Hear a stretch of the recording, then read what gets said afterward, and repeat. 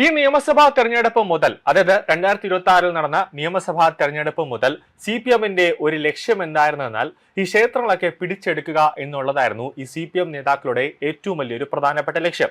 അതിനുവേണ്ടി ഈ AKG സെന്ററിലടക്കം ഇവർക്ക് പ്രത്യേകമായ ഒരു നിർദ്ദേശം കൊടുക്കുകയുണ്ടായി. അതായത് ഹിന്ദുക്കളെ എങ്ങനെയെങ്കിലും ഒക്കെ ഒന്ന് കയ്യിലെടുക്കുക എന്നുള്ളത്. കാരണം ശബരിമല സ്വർണ്ണക്കൊള്ളയുമായി ബന്ധപ്പെട്ട് CPM-ന്റെ ഓരോ മുഖമൂടികൾ അഴിഞ്ഞു വീഴുന്ന ഒരു സാഹചര്യം ഉണ്ടായി. അതായത് ആദ്യമൊക്കെ CPM നേതാക്കൾ പറഞ്ഞത് പാർട്ടിക്ക് ഇതുമായിട്ട് യാതൊരു ബന്ധവും ഇതിലൊന്നും CPM-ലെ നേതാക്കളൊന്നും ഇതിൽ പങ്കില്ല എന്നാണ് പറഞ്ഞത്. പക്ഷേ SIT അടക്കം അറസ്റ്റ് ചെയ്യുന്നു, പത്മകുമാറിനെ അടക്കം അറസ്റ്റ് ചെയ്യുന്നു, പ്രശാന്തിനെ അടക്കം അറസ്റ്റ് ചെയ്യുന്നു. അങ്ങനെ CPM-ലെ ഉന്നത നേതാക്കളെ അടക്കം അറസ്റ്റ് ചെയ്തപ്പോൾ ആകപ്പാടെ CPM നേതാക്കൾക്ക് ഒരു കാര്യം മനസ്സിലായി, ഹിന്ദുക്കൾ CPM-ൽ നിന്നും അകലുന്നു എന്ന് മനസ്സിലായി. അപ്പോൾ ക്ഷേത്രങ്ങളിലേക്ക് നുഴഞ്ഞു കയറുക, അതായത് ഇപ്പോൾ RSS അതോടൊപ്പം തന്നെ BJP ഒക്കെ ഒരു ക്ഷേത്രത്തിൽ ഒരു ഉത്സവം നടക്കുമ്പോൾ അവർ വലിയ രീതിയിലുള്ള ഒരു പിന്തുണ അല്ലെങ്കിൽ സേവാഭാരതി അടക്കം അവർക്ക് ചെയ്യാൻ പറ്റുന്നതിന് വലിയൊരു പങ്ക് അവർ ക്ഷേത്രങ്ങളിൽ ചെയ്യുന്നുണ്ട്. അപ്പോൾ അവിടെയൊക്കെ നുഴഞ്ഞു കയറുക, കൂടാതെ ക്ഷേത്ര ഭരണസമിതിയിൽ നുഴഞ്ഞു കയറുക, അവരുടെ അതായത് ട്രഷറർ ആവുക എന്നൊക്കെയുള്ള ഒരു നിർദ്ദേശമാണ് CPM നേതാക്കൾക്ക് പാർട്ടി നൽകിയത്. അത് വേറൊന്നുമല്ല, ക്ഷേത്രങ്ങളുടെ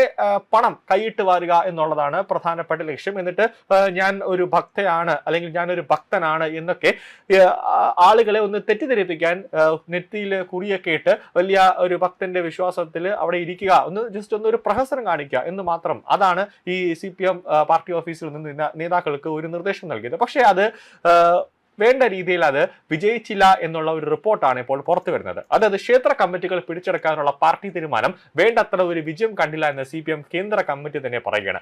കഴിഞ്ഞ നിയമസഭാ തെരഞ്ഞെടുപ്പിന്റെ അവലോകന റിപ്പോർട്ടിലാണ് ഈ ഒരു പരാമർശം ഉണ്ടായത്. RSS-ന്റെയും BJP-യുടെയും വ്യാപനത്തെ ചെറുക്കുന്നതിനായി കഴിഞ്ഞ സംസ്ഥാന സമ്മേളനം ഘോഷയാത്ര കമ്മിറ്റികൾ വഴി ഇടപെടാനും അവ പ്രചരിപ്പിക്കുന്ന വർഗീയ വിദ്വേഷത്തെ ചെറുക്കാനും തീരുമാനിച്ചിരുന്നു. അതായത് ഈ ക്ഷേത്രങ്ങളടക്കം വലിയ രീതിയിലുള്ള ഒരു നാമജപ ഘോഷയാത്ര, അല്ലെങ്കിൽ ഇപ്പോൾ കർക്കിടക മാസം വരുന്നു, ഇപ്പോൾ ഒരു പാരായണമൊക്കെ വെച്ചിട്ട് ഈ സ്ത്രീകളെയൊക്കെ ക്ഷേത്രത്തിലേക്ക് കൊണ്ടുവരുന്ന ഒരു രീതി, അല്ലെങ്കിൽ അവരെന്താണോ ആവശ്യപ്പെടുന്നത് അതൊക്കെ RSS-ഉം അതോടൊപ്പം തന്നെ ക്ഷേത്ര ഭാരവാഹികളൊക്കെ ചെയ്തു കൊടുക്കുന്നുണ്ട്. അതെല്ലാം ഹൈജാക്ക് ചെയ്തുകൊണ്ട് CPM-ലെ നേതാക്കന്മാർ അല്ലെങ്കിൽ പ്രവർത്തകർ തന്നെ അത് ഏറ്റെടുത്ത് ചെയ്യുന്ന ഒരു നീക്കത്തിലേക്കാണ് ഇവർ എത്തിയത്. പക്ഷേ ഭക്തജനങ്ങൾക്ക് കാര്യം മനസ്സിലായി, ഇവരെ അവിടെ നിന്ന് അടിച്ചോടിക്കുന്ന ഒരു കാഴ്ചയാണ് പിന്നെ ഉണ്ടായത്. ക്ഷേത്രങ്ങളെ കേന്ദ്രീകരിച്ചുള്ള RSS-ന്റെ പ്രവർത്തന ശൈലി വ്യാപകമായിരുന്നു. അത് ഉപയോഗപ്പെടുത്തി സ്ത്രീകളെ സംഘടിപ്പിക്കാനും അവരെ സംഘപരിവാറിന്റെ രാഷ്ട്രീയ പിന്തുണക്കാരാക്കി മാറ്റാനുമുള്ള ഇടപെടലുകൾ സജീവമാണ്. സ്ത്രീകൾക്കിടയിൽ സംഘപരിവാറിന്റെ പ്രവർത്തനങ്ങളെ ചെറുക്കുന്നതിന് പ്രത്യേക ഇടപെടൽ ആവശ്യമാണ്. യുവതികളെ തിരിച്ചറിഞ്ഞ് ആ മേഖലയിലേക്ക് വിന്യസിക്കുകയും സ്ത്രീകളുടെ പ്രത്യേക റാലികൾ സംഘടിപ്പിക്കുകയും ചെയ്യുന്ന ഒരു സാഹചര്യവും കാണാൻ കഴിയും. എന്നിരുന്നാലും അപകടം തിരിച്ചറിഞ്ഞിട്ടും സംസ്ഥാന സമ്മേളനത്തിന്റെ നിർദ്ദേശങ്ങൾ നമുക്ക് വേണ്ടത്ര നടപ്പിലാക്കാൻ കഴിഞ്ഞില്ല എന്നാണ് CPM പറയുന്നത്. വിവിധ ആരാധനാലയങ്ങൾ വിദ്വേഷം പ്രചരിപ്പിക്കാനും സമൂഹത്തെ വിഭജിക്കാനും തങ്ങളുടെ കോട്ടകളാക്കി മാറ്റുന്ന വർഗീയ ഘടകങ്ങൾ അവ ഏറ്റെടുക്കുന്നത് തടയാനുള്ള ഒരു മാർഗരേഖകൾ കണ്ടെത്തേണ്ടത് അത്യാവശ്യമാണ്. പാർട്ടി ഇതിൽ അടിയന്തര ശ്രദ്ധ ചെലുത്തേണ്ടതുണ്ട് എന്നാണ് CPM-ന്റെ റിപ്പോർട്ടിൽ പറയുന്നത്. ക്ഷേത്ര കമ്മിറ്റികളിൽ കടന്നുകയറി പാർട്ടി നയങ്ങൾ നടപ്പാക്കാൻ കഴിഞ്ഞ സംസ്ഥാന സമ്മേളനം മുതൽ ആസൂത്രിതമായ ഒരു നീക്കം നടന്നു എന്നത് വ്യക്തമാണ്.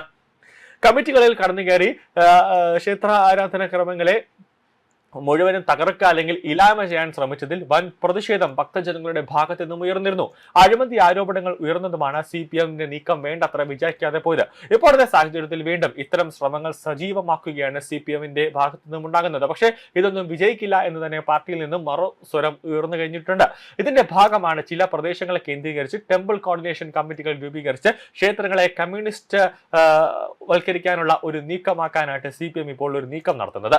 ശബരിമല സ്വർണ്ണക്കൊള്ള പ്രതികൂട്ടിലായ CPM നേതൃത്വം ക്ഷേത്രങ്ങൾ പിടിച്ചെടുക്കാൻ പുതിയ അടവ് നയവുമായി രംഗത്ത് എത്താനാണ് സാധ്യത. സംഘപരിവാറിനെ എതിർക്കുക എന്ന മറ തീർത്ത് ക്ഷേത്രങ്ങളെ അരാജക കേന്ദ്രങ്ങളാക്കുകയും വിശ്വാസങ്ങളെ തകർക്കുകയുമാണ് CPM-ന്റെ ലക്ഷ്യമെന്നതാണ് പ്രധാനപ്പെട്ട ഒരു രീതി. അതായത് ഇനിയിപ്പോൾ ശ്രീകൃഷ്ണ ജയന്തി വരുമ്പോൾ അവിടെയൊക്കെ ബാലഗോകുലത്തിന്റെ എന്തെങ്കിലുമൊക്കെ പരിപാടി നടക്കുമ്പോൾ സ്വാഭാവികമായിട്ട് ശ്രീകൃഷ്ണ ജയന്തിയൊക്കെ വരുമ്പോൾ ഉരിയടി നടക്കും.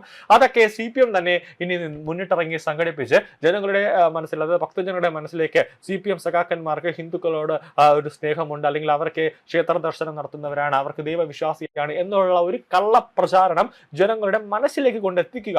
അതാണ് ഇപ്പോൾ CPM-ന്റെ ഒരു നീക്കം നടക്കുന്നത്. പക്ഷെ അതൊന്നും വിജയിക്കാൻ പോകുന്നില്ല എന്ന് തന്നെയാണ് ഭക്തജനങ്ങളടക്കം പറയുന്നത്. അത് നേരത്തെ ഇവരൊരു പദ്ധതി തയ്യാറാക്കി അത് 8 നിലയിൽ പൊട്ടി വീണ്ടും, കാരണം എത്ര നാണം കെട്ടാലും വീണ്ടും നാണം കെടാനായിട്ടുള്ള ഒരു പാർട്ടിയാണ് CPM.